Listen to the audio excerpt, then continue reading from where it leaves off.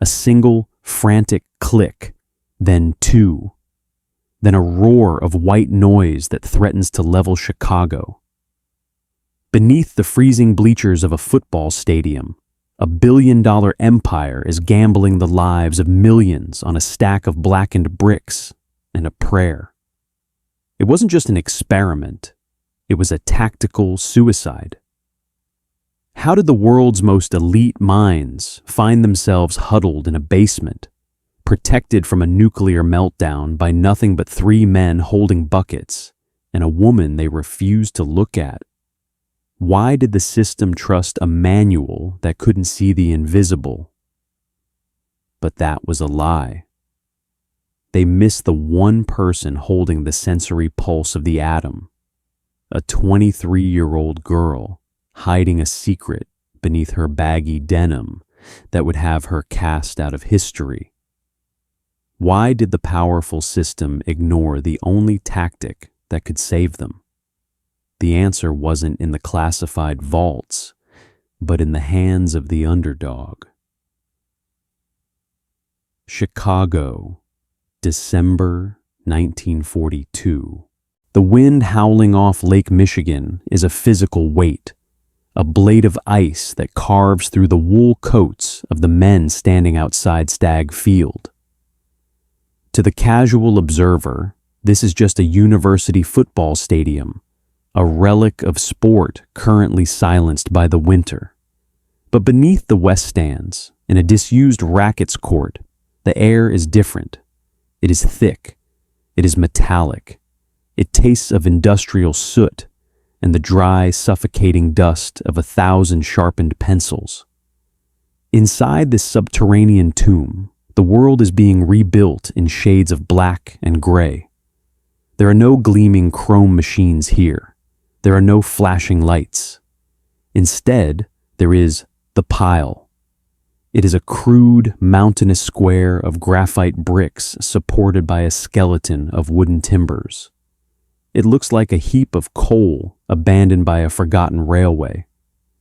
But inside this stack lies 6 tons of uranium, a sleeping giant that, if provoked incorrectly, will turn the south side of Chicago into a radioactive crater.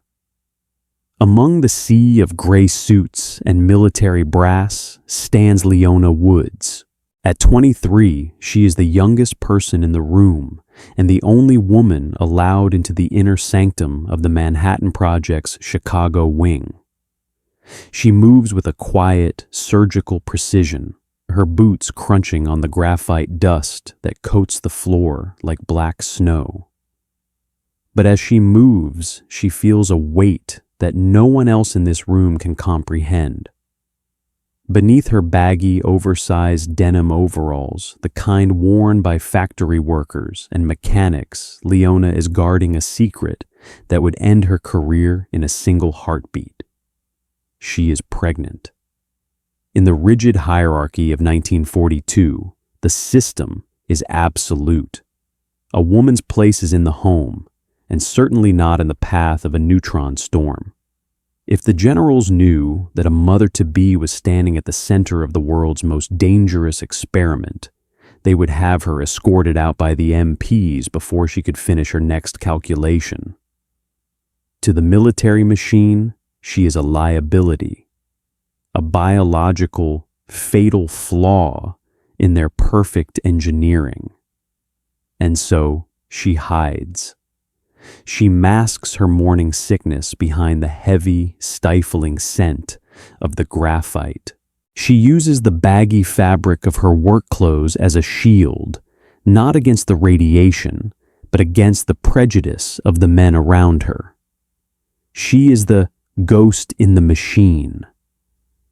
While the great Enrico Fermi stands at the front of the room with his slide rule, and the military police patrol the perimeter with their sidearms, Leona is the one holding the sensory nervous system of the entire operation. She spent the weeks leading up to this morning handcrafting the boron trifluoride counters. They are delicate glass tubes filled with gas and wired to the very heart of the pile. These instruments are the only things in existence that can hear the atoms splitting. To the men, these are just tools. To Leona, they are the only truth in a room full of theory. A high-ranking officer, his chest heavy with ribbons, stops near her station. He doesn't look at her eyes. He looks at the clipboard she holds. He sees a girl in men's clothing, a secretary, who has somehow found her way into the racket's court. "Are the needles moving yet, Miss Woods?" he asks. His tone is the crystallized arrogance of the era, a polite condescension that assumes the person in front of him is merely a witness to history, not an author of it. He treats the silence of the room as a sign of his own control. Leona doesn't look up from her dials. "The counts are steady, Colonel, but the density is climbing. The pile is breathing." The Colonel scoffs, a brief, sharp sound that echoes off the concrete walls. "It's a stack of bricks, young lady. It'll do what the director tells it to do. We have the best minds in the country on that balcony. The manual says we're within the safety margins." He turns away, satisfied with the tradition of rank and the certainty of the printed word. He believes that because he has a command structure, he has a grip on physics. But Leona watches the needles. She knows that the manual was written for a world that no longer exists. She understands the fatal flaw of the system better than anyone. The black box of this experiment is simple, but terrifying. The scientists use wooden rods tipped with cadmium to soak up the neutrons, like a sponge soaking up water. If they pull the rods out too far, the neutrons hit the uranium. If they hit the uranium, they split the atoms. If they split the atoms, they release more neutrons. It is a room full of thousands of mousetraps, each loaded with a marble. If one goes off, they all go off. And once the chain begins, there is no stop button. There is only the suicide squad, 3 men standing on top of the pile with buckets of liquid cadmium, ready to douse the reaction like firemen at the gates of hell. The system believes these 3 men are their insurance policy. They believe that a bucket of chemicals and a sense of duty are enough to stop the birth of a star. It is the ultimate hubris. They are treating a nuclear heart like a kitchen fire. Leona feels a sharp cramp in her stomach, a reminder of the life she is carrying. A life that will inherit whatever world they create here today. She looks up at the suicide squad perched on the rickety wooden scaffolding. They look confident. They believe they are the masters of this black mountain, but they have fatally underestimated their opponent. They are treating the silence of the pile as submission. They do not realize that the silence isn't peace. It is the indrawn breath of a monster. While they wait for a signal from the generals, the invisible neutron storm is already beginning to swirl around their ankles, and the only person who can see the hammer about to fall is the one woman they've spent the morning trying to ignore.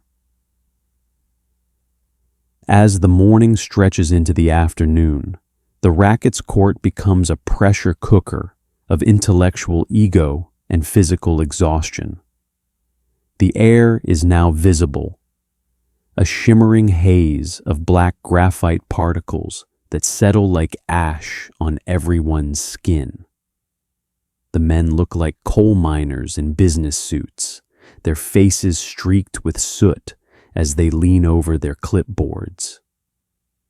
But for Leona, the dust is more than an inconvenience. Every breath she takes feels like swallowing velvet. It is a toxic environment for any human, but for the life growing inside her, it is a battlefield. While the great men of the project debate the theoretical limits of the pile, Leona returns to her workbench in the shadows. She is not just a witness, she is the architect of the project's eyes. The system understands the power of the uranium, but it is blind to the movement of the particles. To see the invisible, they need her boron trifluoride counters. Think of these tubes like a specialized net designed to catch ghosts. Inside the glass, a thin wire sits suspended in a pressurized gas. When a stray neutron, a tiny invisible bullet from the splitting uranium, strikes a boron atom in the gas, it creates a microscopic explosion. This collision releases an alpha particle, which generates a brief, sharp pulse of electricity that the machine records as a click. Input: the atom splits. The black box. The boron gas catches the debris of that split, converting a subatomic collision into a measurable spark. Output: the click tells the scientists exactly how close they are to a total meltdown. It is a masterpiece of precision, but it is fragile. The counters require constant calibration, a task that demands a steady hand and an even steadier mind. Leona leans over the workbench, her fingers dancing over the wires. Suddenly, the room spins. A wave of morning sickness, sharpened by the smell of ozone and graphite, hits her with the force of a physical blow. She grips the edge of the table, her knuckles turning white. To any other member of the team, this would be a minor dizzy spell. To the military brass watching from the balcony, it would be feminine weakness. But Leona cannot afford to be weak. She takes a shallow breath, forces the nausea down into a dark corner of her mind, and returns to the wire. She is a mother-to-be, handcrafting the sensors for a machine that could end the future of every child on the planet. The irony is a cold weight in her chest. She is monitoring the birth of a force that destroys life, all while her own body is performing the miracle of creating it. Around her, the establishment is beginning to show its cracks. The lead scientists are pacing. Fermi is calm, but the air around him is electric with tension. They have been withdrawing the control rods inch by inch, but the pile is reacting more aggressively than the initial simulations predicted. The manual says they are safe, but the environment is shifting. One of the junior physicists, a man who has spent the day trying to impress the generals, scoffs at the latest reading from Leona's station. "The instruments must be drifting," he mutters, loud enough for the nearby officers to hear. "The graphite is too cold for those numbers. It's likely just a mechanical failure in the glass tubes. We should proceed with the next foot of the rod." He treats the science like a horse race, pushing for a result to satisfy the timeline of the Pentagon. He sees the procedure as a ladder to his own promotion. He believes the machine is a servant that must obey the clock. But he has fatally underestimated the nature of the beast beneath the floorboards. He treats the fluctuating needle as a glitch rather than a scream. It wasn't an error. It was the first tremor of an earthquake. While he sought the approval of his superiors, the pile was already beginning to poison itself with radiation, preparing to remind the room that physics does not care about military deadlines. Leona looks at the man, then back at her dials. She knows her instruments are perfect. She built them to withstand the very pressures he is currently ignoring. "The instruments are not drifting," she says, her voice low but unwavering. "The pile is reaching criticality faster than the table predicted. If you pull that rod another foot, the suicide squad won't have time to reach their buckets. The physicist freezes. He looks at her, really looks at her, and for a moment, the arrogance wavers. But then he sees the colonel watching. He sees the hierarchy he is so desperate to climb. "We follow the protocol, Woods," he snaps. "The rods come out on schedule. The yes, but of the Manhattan Project is now in full effect. They have the solution to the war, but the solution is a monster. They have the best instruments in the world, but the men in charge are too blinded by rank to trust the person who built them." Every time Leona provides a data point that suggests they should slow down, the system creates a new reason to speed up. The timeline is the master now. The fear of the enemy's progress in Germany is a phantom that drives them to take risks that would be unthinkable in any other lab. Leona watches the 3 men of the suicide squad standing on the platform above the pile. They are holding their buckets of cadmium nitrate solution, their faces grim. They are the ultimate safety net, a human sacrifice meant to stop the unstoppable. She feels a strange kinship with them. Like her, they are the invisible agents. If the pile go out of control, the Nobel laureates on the balcony will be remembered as the martyrs of science. But the men with the buckets and the woman with the counters, they will simply be the first to vanish. She adjusts her baggy denim overalls again. The secret beneath the fabric is getting harder to ignore. Her back aches from the hours of standing, and the graphite dust is making her cough, a dry, racking sound she has to stifle into her sleeve.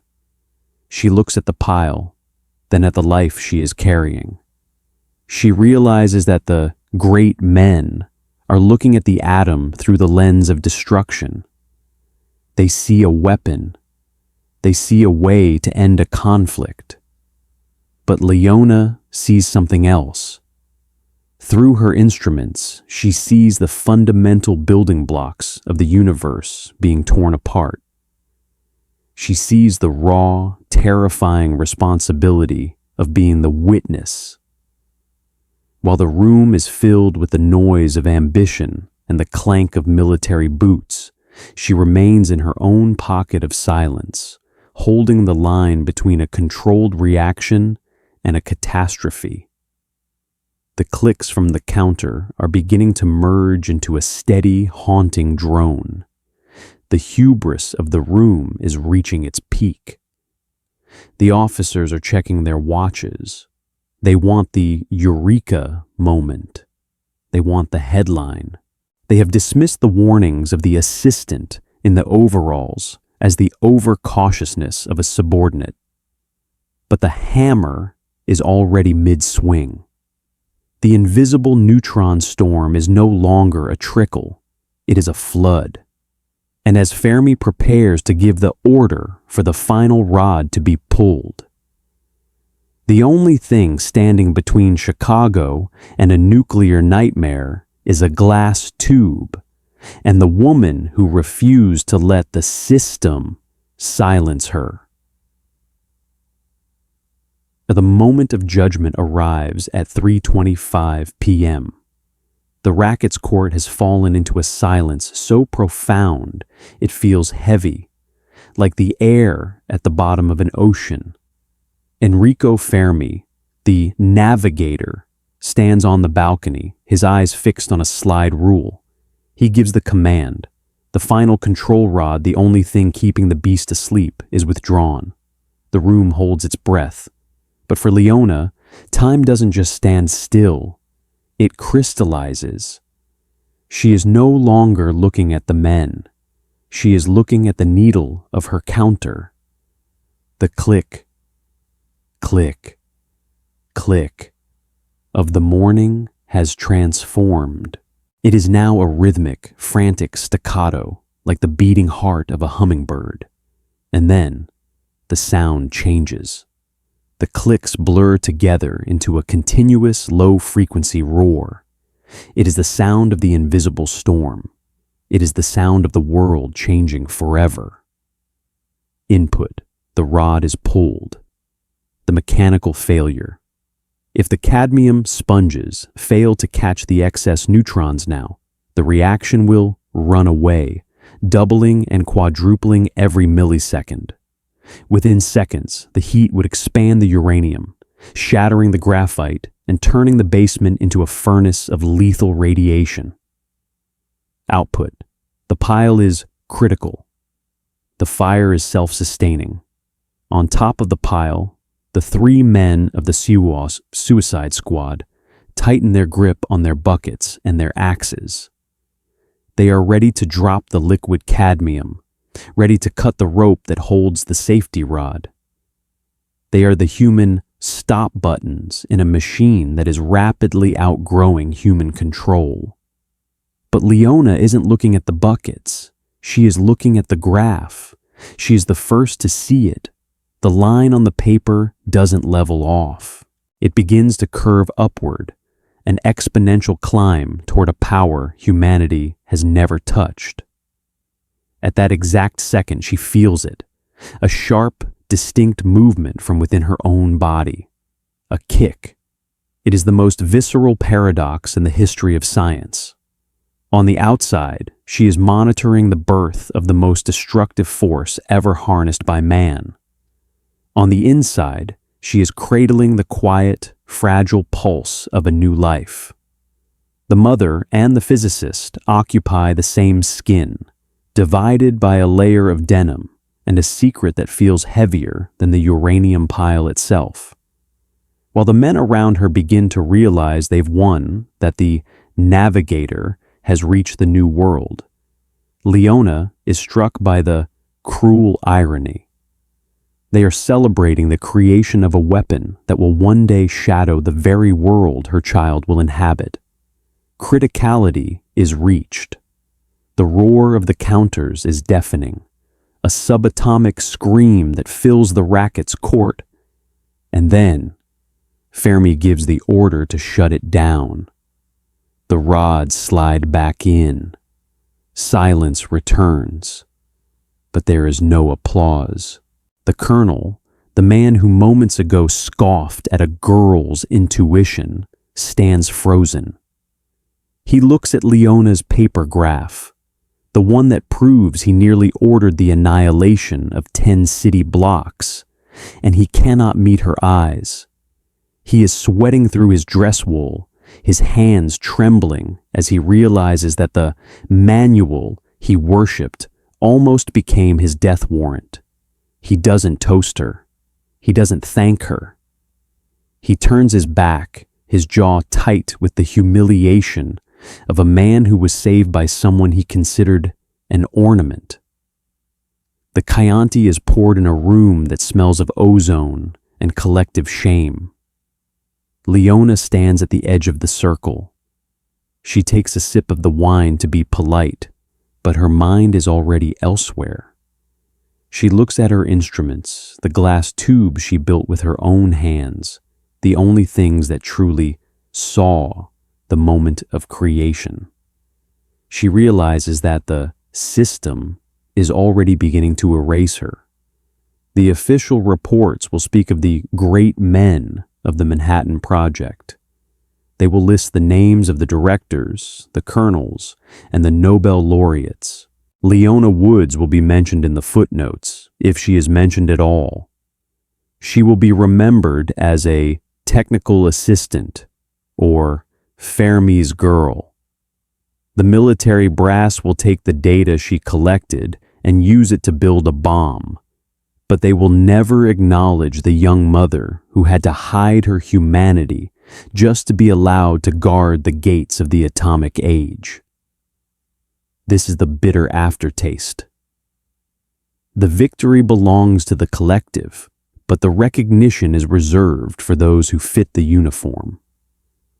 The person who provided the cognitive bridge, the one who connected the abstract math to the physical reality of the reaction, is pushed into the shadows because her presence doesn't align with the image of the military-industrial hero. She leaves the stadium as the sun sets over Chicago. The wind is still freezing. The city's still oblivious to the fact that it just became the birthplace of a new era. Leona walks slowly, her hand resting instinctively on her stomach beneath the baggy overalls. She had saved the experiment.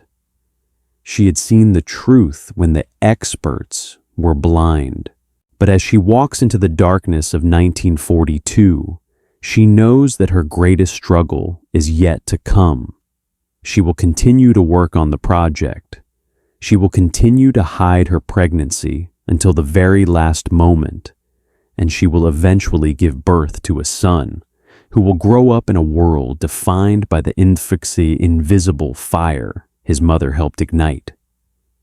Leona Woods didn't leave the stadium as a hero. She left as a ghost. The system did what it has always done. It harvested the data, filed the patents, and quietly scrubbed the girl in the oversized denim from the official record. We flatter ourselves by thinking we've outgrown this hubris, that our modern labs and boardrooms value the truth over the hierarchy. But the graphite dust hasn't settled. It has only changed form. Today, the pile is a spreadsheet, and the generals are algorithms, still dismissing the warnings of the outliers because the manual claims everything is under control. We don't forget history because we are careless. We forget it because the truth is an inconvenience to the status quo. History is not just a record of what happened. It is a record of who we chose to remember. And if we only honor the men in the ties and the medals, we lose the very pulse of our own survival, the courage of those who held the silence that saved us. Leona's instruments eventually stopped clicking, and the world simply pretended she was never there. If you believe that stories like Leona Woods deserve to be remembered, please join our ranks by subscribing. We have synthesized this narrative from reputable historical archives and verified sources.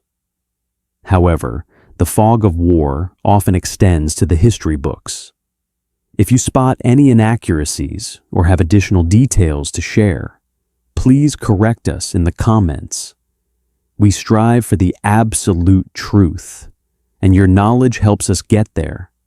Thank you for keeping history alive.